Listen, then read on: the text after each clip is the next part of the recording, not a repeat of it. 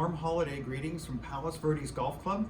Now that the holiday season is upon us, Chef Garrett, Nick, and I wanted to think about some ways you could spice up some of your holiday offerings at home, given many of us will be spending our holidays there. So first, we wanted to ask Chef to review and display for you his optimum style of charcuterie plate with a lot of thought putting into it, a little bit of instructional how-to.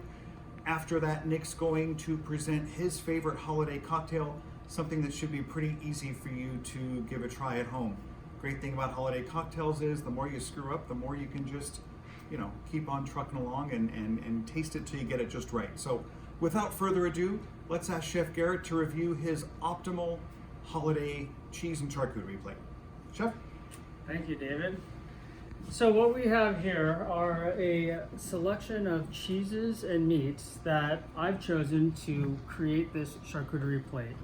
Now, based on preference, you can choose whatever types of salamis you like or whatever types of cheeses you like. I generally like to include a cow cheese, a sheep cheese, and a goat cheese on all of my charcuterie platters. For this platter, I decided to go with a blue Shropshire goat cheese. I went with a brie cheese, which is a soft and creamy cheese. This is a goat brie cheese, a Grachta goat cheese. It's a semi-firm cheese. Right here we have a red wine infused cheese. It's a purple moon. It's a cow cheese as well. Right here we have a Casio di Roma sheep cheese. This is a little drier cheese as well, but it's a nice slicing cheese and it goes great with crackers and some fig jam. We have a Dubliner cheese, which is right here. It's a cow cheese. Cut this into kind of little rectangles for different presentation as well. Another sheep cheese I decided to use was a Pecorino Romano. So this is a much drier cheese, kind of like a Parmesan cheese. I like to take my knife and break up the cheese so they're in kind of little crumbles. Right here we have a smoked cheddar cheese, so not the normal sharp cheddar. It's got a little smokiness to it, just to add a little variety to your display. Right here we have a coffee infused Gouda cheese. So there's smoked Gouda, there's regular Gouda cheese that's not smoked. I decided to purchase a coffee infused Gouda cheese. Now down to the cured meats. I have a truffle salami that I cut into little sticks. We have a whiskey infused salami that I cut into little thin rounds. We have a Barolo infused. It's a red wine infused. I cut little thin strips, kind of at a bias, so it's a little different shape and size as the whiskey salami. And once again, your all-around favorite prosciutto. Now, I like to bundle them up into little pouches like that. Some would like to roll into little sticks like that. Now we have a bunch of other garnishes that I like to put on the plate as well, but let me start assembling, and then once I start finishing the platter, we'll go into explaining what different types of nuts and dried fruit I like to put on the plate. All right, let's get started building our cheese and charcuterie platter. So first off, I like to try and put a lot of the larger pieces of cheese down first. Now here, this isn't cheese, but I have a pressed fig and almond cake that I'm gonna add. I like to put them in opposite corners and then start building from there. I go ahead and fill in with a bunch of different shapes of cheeses. Now, this is my preference and style of creating this platter. There's really no right way to do it. If something looks like it's out of place, then move it. But then again, we're always gonna add a bunch of this garnish: dried papaya, dried cranberries, golden raisins, to kind of fit everything together. So I'll go ahead and continue to build this, and we'll see the end result. I started with some cheeses. I'm gonna go ahead and put a few pieces of the salami. And you can put the same salami in one section. You can split up the salami into a couple different sections. It's all based on personal preference. Different shapes, different sizes look great on a plate. And you know, if everything's cut the same way, it just doesn't look as nice. I also like to split up the different colors of the meat and the cheeses, so I don't have, for instance, the smoked cheddar next to the blue cheese because it's both orange. I like to spread them out, and just makes for a better platter when it's finished. We'll go ahead and put some of this purple moon right down the middle. So I'm gonna probably put 2 different sections of this purple moon. Now, you can put it in one section, you can put it in multiple locations. It's up to you. We have these nice honey bourbon salami sticks that I got. Much different look than a sliced salami. So I thought it'd be kind of cool picking these up, putting these on the platter. Now, I'm just gonna build a little pile of these salami whips, is what they call it, just for, you know, a little different look to your plate. Now, you can put as many as you like in a pile or as little. Generally, I like to put 3 or 5, if not putting more. Odd number is always best in my world. So here we have the coffee Gouda. Now, just gotta find a couple different places. You always wanna put them in different angles. You wanna fan them out. You don't want everything lined up going the same direction. You want stuff lined up different directions just to make the platter look different, look full, and look interesting. I have these longer Barolo salami. So we'll probably put a few, maybe a little section of 3 right here. And I'll put a little section of 3 of them right here. And maybe I'll put one more, maybe on the edge right here. Now, you can use this is a kind of like a butcher's block that I'm using. You could definitely just use a plate if you don't have a butcher's block. But it's always nice for a cheese charcuterie platter to use a butcher's block. We've got this prosciutto that, like I said, I like bundling up. Gives the plate some height, some depth, opposed to just thin strips of prosciutto.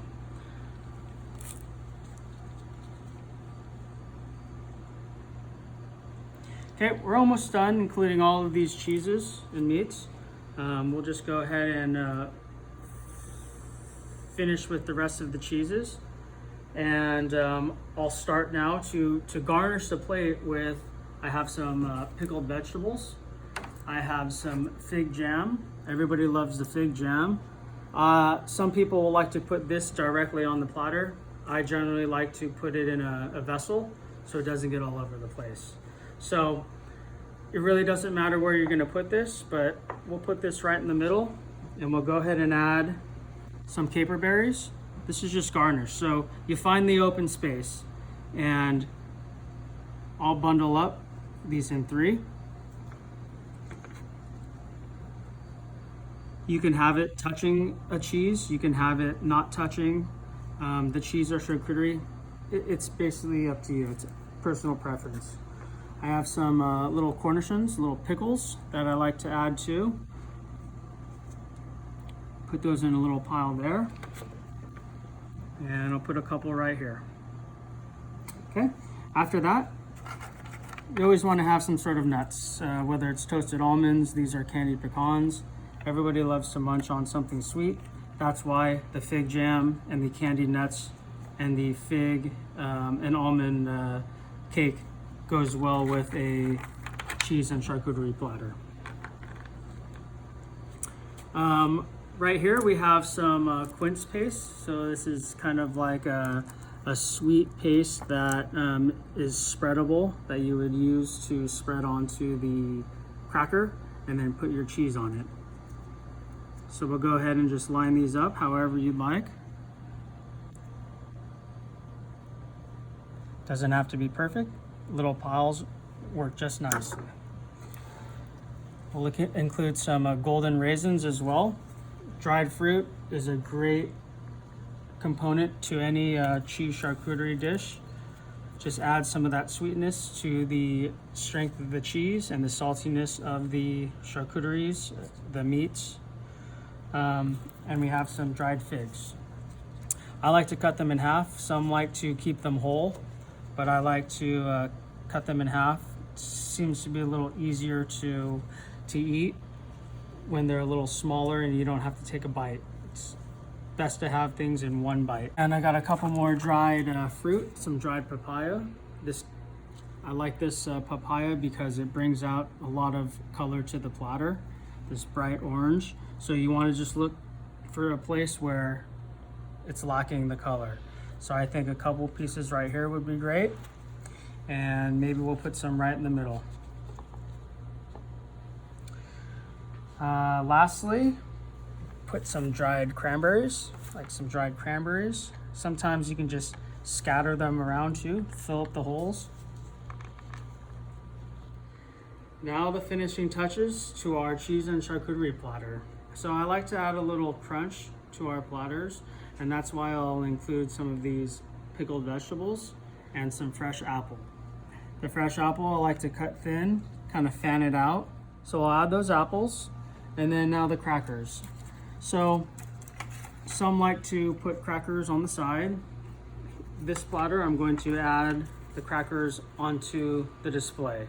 Now, you don't want to overload the crackers. You can always add more crackers to the platter, but if you put too many, it just seems to overwhelm the platter and not look as nice. So I'm just going to place some of these crackers, different angles, maybe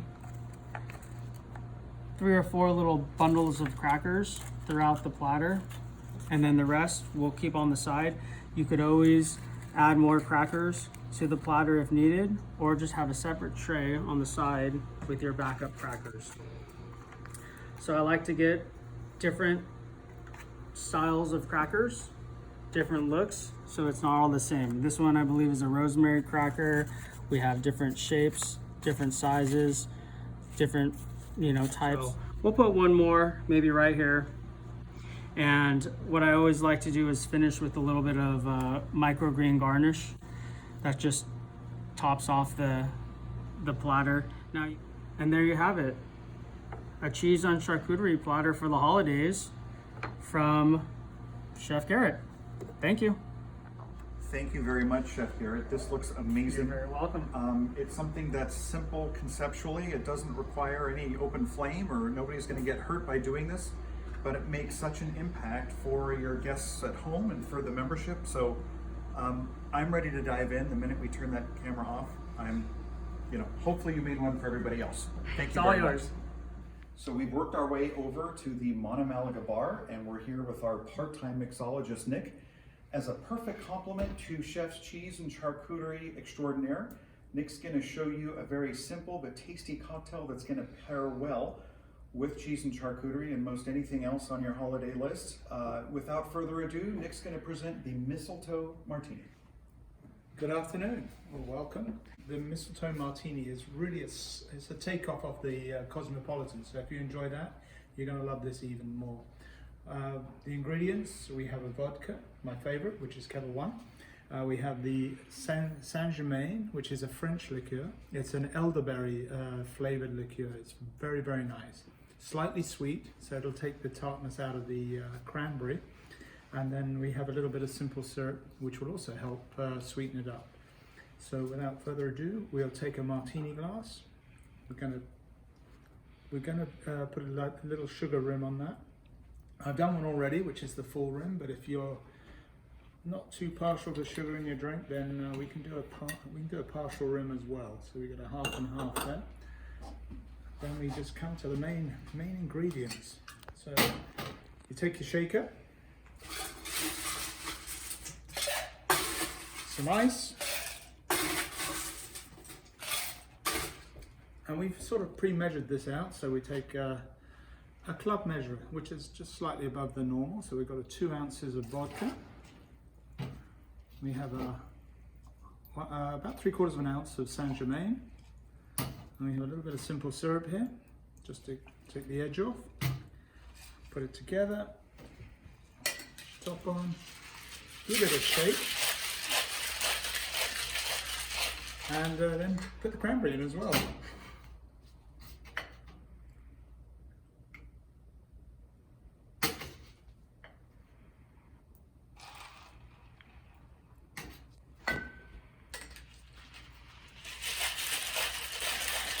Put a bit of froth on,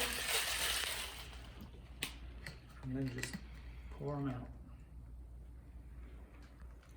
I thought the green on the sugar would go nicely with the pink of the drink. So we've got enough there for 2. If not, you can top it up with vodka.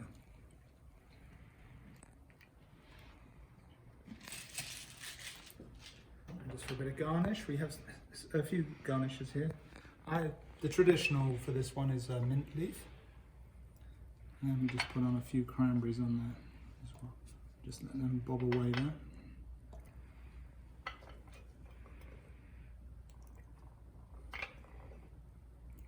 And voila. So you can see in my role here as general manager why I seldom go hungry or thirsty with this amazing talent around me and around us at the club. A hearty thanks to Chef Garrett. Heartier thanks to Nick, our distinguished food and beverage director. We hope these couple of tips will help you in your holiday hosting plans. And if you have any questions, of course, let us know. We're always happy to assist, and we look forward to seeing you around the club for this holiday season. Thanks so much.